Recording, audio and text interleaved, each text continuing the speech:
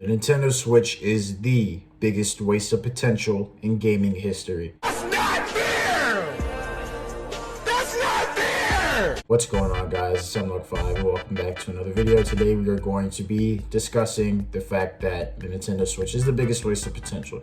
If you enjoy the video, make sure to leave a like, buckle up, and let's get right into this shit. The Nintendo Switch, one of gaming's biggest and most successful consoles of all time, with over 90 million units sold worldwide, the hybrid console took the world by storm. The idea that players can have a home console that you can take with you on the go was a selling point that proved to be most appealing. The Nintendo Switch sold 14 million units in its first year. This doubles the sales of the PlayStation 4 and 5 in its first year, and furthermore exceeds the lifetime sales of the previous console, the Nintendo Wii U. The console has also seen probably some of the best video games in gaming history.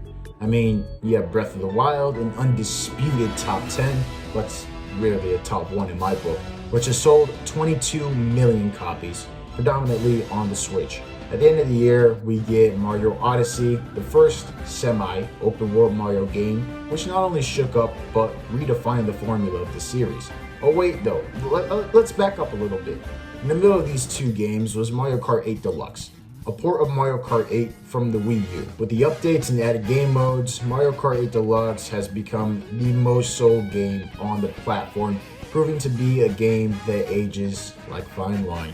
Other bangers include Super Smash Bros., a fan favorite grasping the attention of those not even in the Nintendo gaming community. Animal Crossing New Horizons, probably the most impressive game in terms of numbers, a $60 AAA game exclusive to one console, breaks 20 million copies sold in under 6 months. Mario Maker 2, a revamped upgrade to a game which allows you to build your own Mario levels. Of course, you have games like Mario & Rabbids, Splatoon 2, and Metroid Dread, which was just released not too long ago. With these games and many more, I think it's fair to say that the Nintendo Switch has the best games on any of the consoles available. So, what's with the title of the video?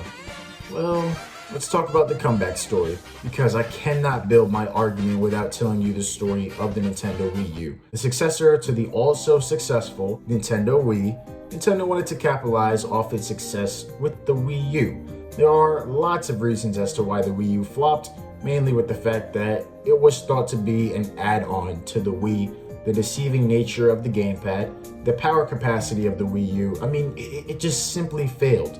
Wii owners and newcomers alike, it's time to play Wii U. Wii U is an entirely new technology and true successor to Wii.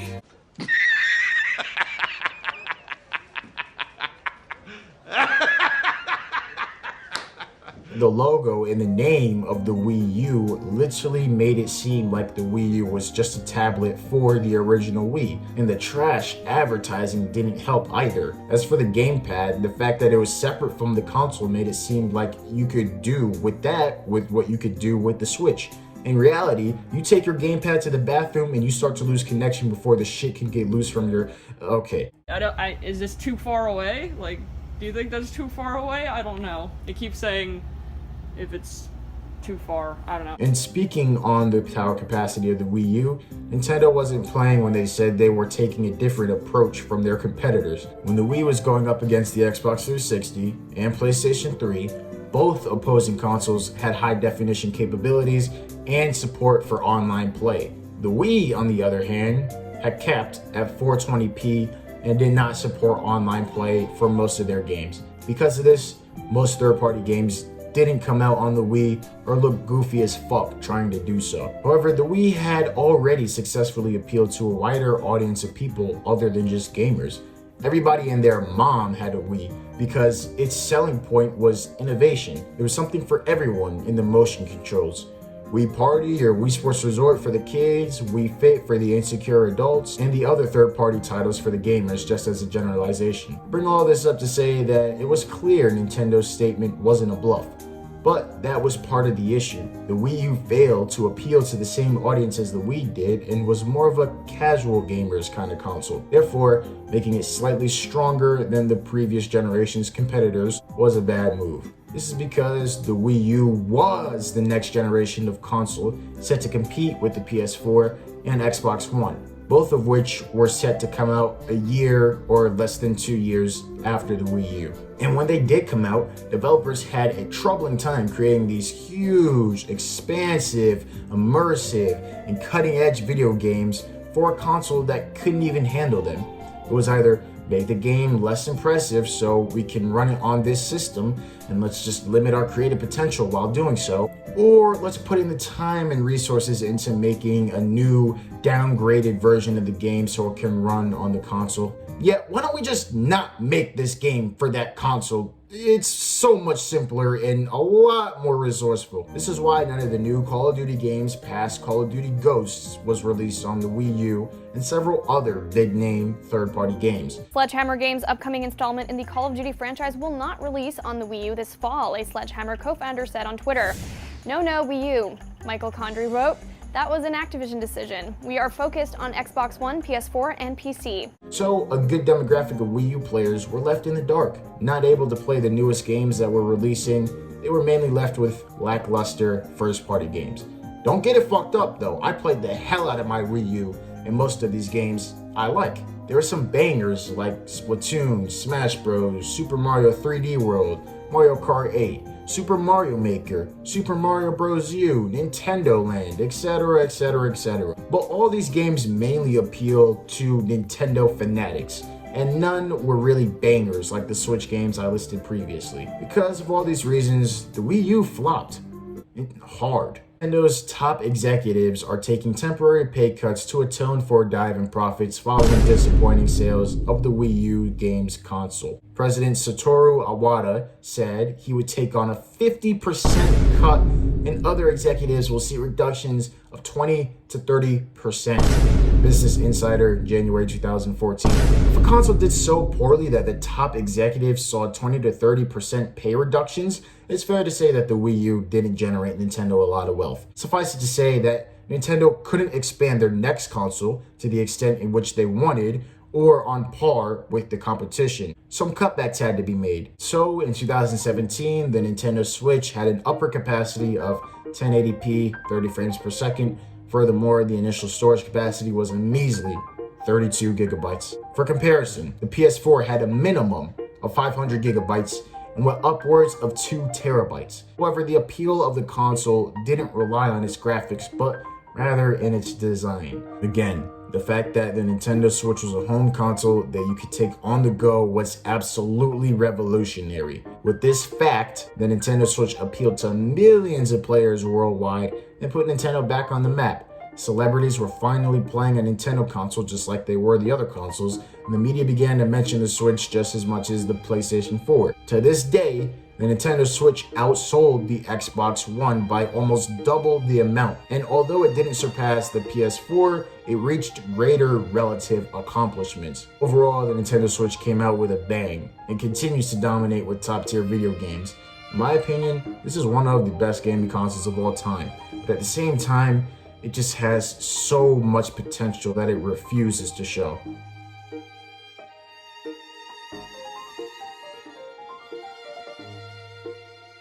What could have been better?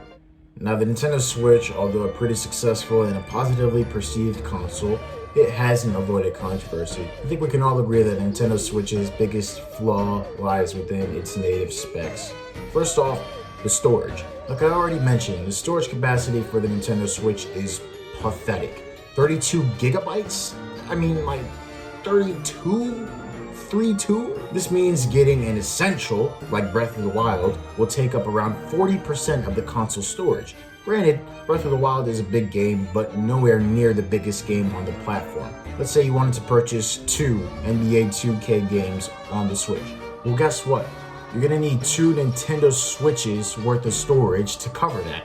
Now it sounds more ridiculous, doesn't it? It's almost guaranteed that you'll need an SD card, which is surprisingly cheap nowadays. But back when I got the Switch when it was first released, I got my 64 gigabyte SD card for the same price as what a 256 gigabyte SD card will go for today. The second problem with the low storage capacity is that games made for the Nintendo Switch now have to abide by that storage capacity. Let's use the 2K example again. On other platforms, 2K20 is an 80 gigabyte video game. On the Switch, however, it's 32 gigabytes. which will make developers second guess even putting the game on the Switch in the first place. I guess I'm gonna have to introduce the bulk of my argument now. Imagine if the Nintendo Switch stayed exactly the same, except we had 500 gigabytes instead of 32. I mean, the obvious answer is that we would have more space to save our game data, with almost half of which is 256 gigabytes. It's estimated that the Nintendo Switch could hold about 50 different games on the platform. Now, that's basically a lifetime worth of games on the Nintendo Switch, including the larger games, without having to buy an SD card. For one thing, the shortage of storage definitely contributed to the low price of the console and would possibly be a good trade-off. However, this next aspect of the Nintendo Switch that definitely contributed to its low price and definitely wasn't worth the trade-off is the Nintendo Switch's overall power. As I'm sure you all know, the Nintendo Switch is not very powerful. Certainly not as powerful as its competition. Now, Nintendo has acknowledged that it isn't trying to keep up with the competition since, let's be honest, outside of a very few anomaly PlayStation and Xbox games, power and storage is the only thing that they bring to the table. That's not fair! That's not fair! Most people that play the Nintendo Switch probably didn't buy it for its power, or is at the very least aware that it isn't very powerful. But when your own first-party games have limitations due to the console's power, it becomes a huge issue. And Hyrule Warriors on Switch, it drops into single digits. Like, I love the Switch, but it's not performing to the standard that we should be at this point. Like, its own exclusive games are dropping down to the single digit. Games like Age of Calamity, Apex Legends, areas in Breath of the Wild, Minecraft, Fortnite, and much more suffer from this. Going in depth on each of these examples, Age of Calamity dips in the single digits in terms of frame rate. Single digits. That's insanely unacceptable for a console that has been released in 2017. Then there's Apex Legends, which I will read this post word from word from someone who has played Apex Legends on the Nintendo Switch. Apex Legends is horrendous on the Switch. Runs below 30 FPS lots of the time, and everything is so pixelated and blurry, it's hard to see if enemies are in the distance, which is quite an issue considering the type of game it is. I honestly don't even know why they ported it. A good chunk of the quote-unquote impossible port type games on Switch would have their merits and can still be enjoyable despite the downgrades. But the downgrades for Apex on the Switch are just too far. The graphics on Fortnite look like Play-Doh, and the input delay is incredibly pathetic. If there's anything high traffic going on in Minecraft, the game will run significantly slower. The draw distance is also not the greatest. I wouldn't describe it as unplayable like some of these other kids, but it's definitely noticeable. And notoriously, in Korok Forest, your frames will dip in Breath of the Wild. I even played a mobile port on the Switch, Hungry Shark, and the Switch couldn't handle it. Hungry Shark. The fucking Hungry Shark. Mario Maker 2 online is also pretty laggy, but we'll touch upon that topic a little later. Overall, the graphics are something you need to settle for if you're getting a Switch. Now, I'm a PC player, and when I'm on my Switch, overall, I can say that the graphics aren't bad at all. Some games look really good even. However, the strength of the console often leads to poor performance and also leads to cutbacks having to be made for developers who want to port their games on the platform. Too many people in the community have if you want to port your games on Nintendo Switch, you'll have to find a way. Really, nigga? Guys, we cannot have that attitude when it comes to this. This attitude comes from, of course, the notion that Nintendo is the one in demand, playing big bank, which is understandable because the Nintendo Switch almost sold over 100 million units, but we're trying to make the Switch as good as possible, and telling people to quote-unquote find a way is not helpful. The fact that the developers have to find a way to port their games onto the Switch is indicative of the fact that it's extremely difficult to do so. We've had games such as World War Z, which released for other consoles in 2019, but now in 2021, it has released for the Nintendo Switch. Why did it take 2 years for this game to release on the Nintendo Switch? I mean, the Switch existed and was popular in 2019, both being the case now. Obviously, they had to spend the 2 extra years making it run on the Nintendo Switch. But at this point, on the other consoles, the game is $20. And since it's a new release on the Switch, it's a full-priced $40. Now, would you pay twice as much money to play the same game you could on another platform with better graphics, better overall performance, all of its features, and less controller delay? Of course you wouldn't. And this seems to be the running consequence for the Nintendo Switch being so low in power compared to the other consoles. You see, third-party developers didn't have much incentive to port their games on the Wii U in the first place because the Wii U was a flop, but the Nintendo Switch isn't. So of course developers want to put their games on all the popular consoles available to meet their return of investment. It only makes sense. However, when it's difficult to make your game run on a console and you spend so much time toning things down and have to make compromises, you end up with a product that at the end of the day isn't even worth it. I mean, this is the case with Dying Light 1, which is a game that was ported to the Switch, but by that time the game's sequel is on the next generation of platforms. Doom 4 came out before the Switch did, but at the end of the day, you ended up with half the FPS along with some missing features. The same thing with 2K, the same thing with Mortal Kombat, which released on the console on time, unlike the other examples, but the difference between the graphics and performance is almost night and day. Even the free-to-play games are questionable, such as Fortnite and Apex Legends. Why do you think games like GTA 5, Call of Duty, Red Dead Redemption 2, these excellent, and I'm not including Call of Duty when I'm talking about excellent, huge third-party games that are on all the other consoles are on the Switch? The answer is obvious now, isn't it? Those were the games that were too high demand for the Switch that the developers overlooked it from the start. And here's one thing I will say. This is all okay. Or it was at one point. Ever since the new generation of consoles released in 2020, it was okay that the graphics and performance were lower on the Switch because evidently there were ways that developers could port an at least half-baked version of their game onto the Switch. But now that the new consoles expand the capabilities of what games can do, it's going to be that much more difficult for the Switch to receive the same treatment. No, it's not because the PS5 can go to 4K 120 FPS and the Xbox Series X can have multiple games open at a time with insane loading speeds that the Switch will suffer. It's because developers will eventually have to make games that can run in 4K 120 FPS. They'll have to make games that can be opened along with multiple others with insane loading speeds. You see where I'm going with this? This might not be the case now, but wait until late 2022, 2023, and you will not see the same developers spending their time, their money to do the impossible. And to this, we better hope that 2022 is straight heat for Nintendo, because we will see a division pretty soon. The most frustrating thing is that when Nintendo had the opportunity to keep up with everyone else, they didn't. The Nintendo Switch Pro was something that was leaked, and the reason why it picked up so much steam and hype is because the Nintendo Switch's biggest flaw was its performance. Now, let me ask you a question. Where did we get those hopes and expectations from, exactly? Not Nintendo. They did not once imply that they would give us a new console that would improve frame rate and resolution and gameplay. In fact, they didn't once imply that there was a new console in existence at all. It doesn't matter. Do you think people would have been as excited to hear that a PS5 Pro was going to come out when the PS5 already exists? You need an answer to that hypothetical question. Look at the PS4 compared to the PS4 Pro. More storage capacity and 4K capabilities was sort of a shrug for PlayStation gamers because the PS4 already had good storage capacity and ran fine.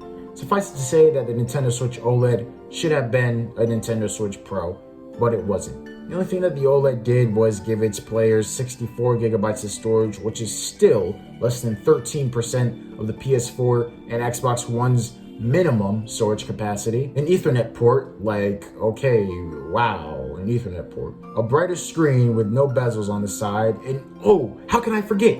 A wider kickstand. Oh my gosh, wow! CNET is so fucking happy. To summarize what I just said, it's pretty much fucking useless.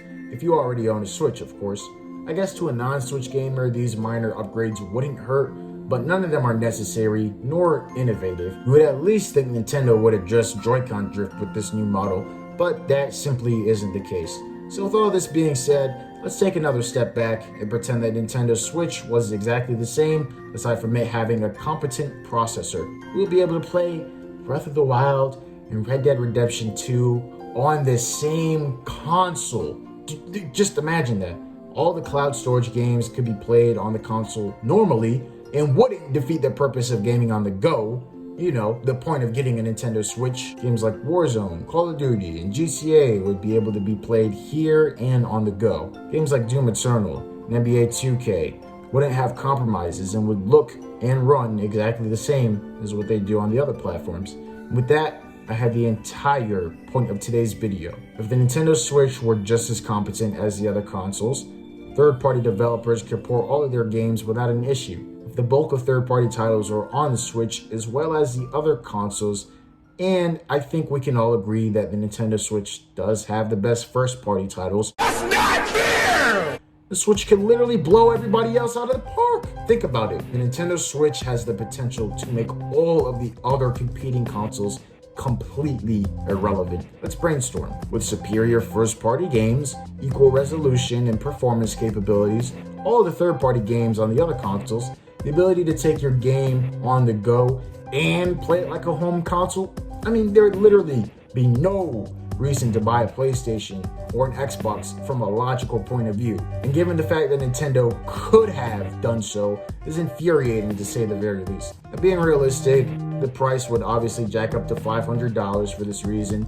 but seeing as the Nintendo Switch would have the capabilities to serve all gamers would make a price tag of $550 or $600 acceptable. I think most adults can think for themselves and would be able to see why this is a better deal for getting themselves this console. But imagine a kid explaining this to their parents. Why am I paying $600 for this Switch when I can get that the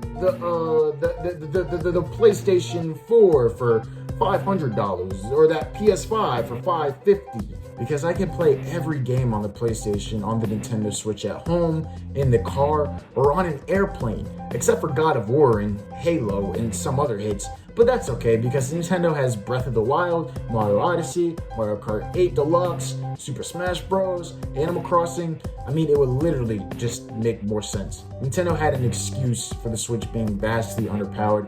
From 2017 to 2021, the Wii U made them very little money. It's as simple as that. But Nintendo Switch gave them billions upon billions of dollars. Now I know that a Switch Pro and Switch coexisting could make things a bit shaky, with certain games only being available for the Switch Pro and whatnot, but I mean the appeal would still be there. I mean, how is Breath of the Wild 2 gonna reach its full glory running on the same platform where its former had frame rate issues? Where's the room for growth for these newer titles? It has to lie within developer tricks and techniques or something, but the easiest way to expand a game is to expand the platform in which it's running. Imagine Breath of the Wild trying to run on the Wii, for instance. It literally can't happen, but it can happen for the Wii U and the Switch. But now we're getting into Breath of the Wild 2. So you know that there's going to be some limitation in terms of that game's potential because it's running on the same platform. A good example that I have is Mario Odyssey. Now, the game was impressive, do not get me wrong, but I saw right through it. If Mario Odyssey had been released on like the PlayStation 4, it would have been so much bigger. I mean, I got my copy of the game, went home, and beat the entire story the same Saturday. So in conclusion, if the Switch was competent as its competition in terms of performance and storage, it would have the potential to make its competition irrelevant given its superior first-party games and its innovation. So that's it. The video's over, right? There's actually one more thing, and that's antics. Now let's get into Nintendo Switch Online. I don't think it's reasonable to make someone pay for a game and then prepare a network connection and charge a monthly fee. Satoru Iwata, former Nintendo president. Nintendo Switch Online launched as Nintendo's first online membership system. Now I got mad because there was no voice chat or party chat included in the Nintendo Switch Online system, but people were mad for other reasons. Now this is not the Infinite Warfare equivalent where the community was right to be mad, but was mad for all the wrong reasons. But I do wish to see the community push towards a proper online system and a means to connect with players who play the same system as you do, rather than better games for the online bundle. But to be fair, a good portion of the community attacks the actual issues with what's included with the Nintendo Switch's online packages. Now before we address them, I have to address the initial reason for the backlash. In 2017, when the overview trailer was announced, people were mad at the fact that Nintendo was charging its players for an online service. The features were massive dumps of salt in the wound, But going against the idea that Nintendo would make you pay for playing online in 2017 is just unrealistic. If Nintendo Switch Online had the same price but had a better online library, voice chat on the console, and background themes, and possibly deals in the Nintendo Switch eShop, you would literally have no reason to get upset with this membership. So it's not the fact that Nintendo makes you pay for an online membership, but it's what's included in the membership that's the reason for outrage. First off, we have the online access itself. To be honest, only a few Nintendo games are worth having an online feature for. This includes Splatoon 2, Splatoon 2, but for the games that do use online features, it's pretty bad. Splatoon 2 will disconnect you from games here and there, albeit not as often as Splatoon 1 on the Wii U, but if you played Splatoon 2 for a decent amount of time, you will get disconnected for doing absolutely nothing wrong. I'm sure you've had a connection error in the game. Yet, you enter your Nintendo Switch home screen and you have a steady 3 bars. Your phone and other devices work perfectly fine and are connected to the internet. The game will even let you back into the lobby and into another game, indicative of the fact that there is nothing wrong with your internet. Mario Maker 2 is atrociously laggy. I have not heard good things about Super Mario Party, correct me if I'm wrong, but can't you only play online with your friends and not random people? It's not my capture card. This is no editing tricks. This is live. This is one. Look how slow it is. Unexcusable. We pay for online, and this is what we got right now. So again, without a proper party system on the Switch, you all have to telepath to each other that you want to play the same game. You have to connect with your inner fibers and transmit signals through your brain. Or you can use the Nintendo Switch Online app. Instead of voice chat being baked into the actual console like consoles that have been out almost as long as I have, Nintendo requires you to download an app.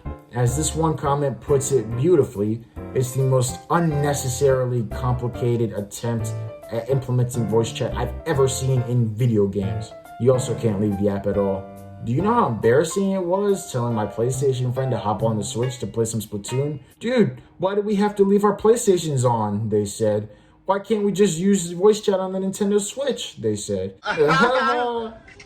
Save cloud data should come with the Switch. I mean, I know Nintendo needs the servers and stuff, but honestly, this is 2021. And Nintendo, you have absolutely no business using Wii servers on the Nintendo Switch. Special offers? Don't make me laugh, please. Don't make me laugh. Some people would even say that this service, being a third of the price of the other online services from Xbox and PlayStation, still isn't worth it. That's how you know you fucked up. But it doesn't end there. Just recently, I'm sure you've heard of the controversy with the new Nintendo Switch's online expansion pack. You would think for $30 extra, I would get my black ass some voice chat, older games that work well, background themes, deals in the eShop, you know, like a normal company would think. But Nintendo gave us horribly running N64 and Sega Genesis titles, which somehow run worse than they do on those 20-year-old platforms.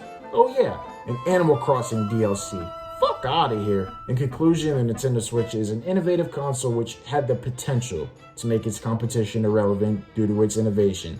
The steam it picked up allowed it to be loved by millions around the globe, but its limiting performance and capabilities reduced that potential greatly.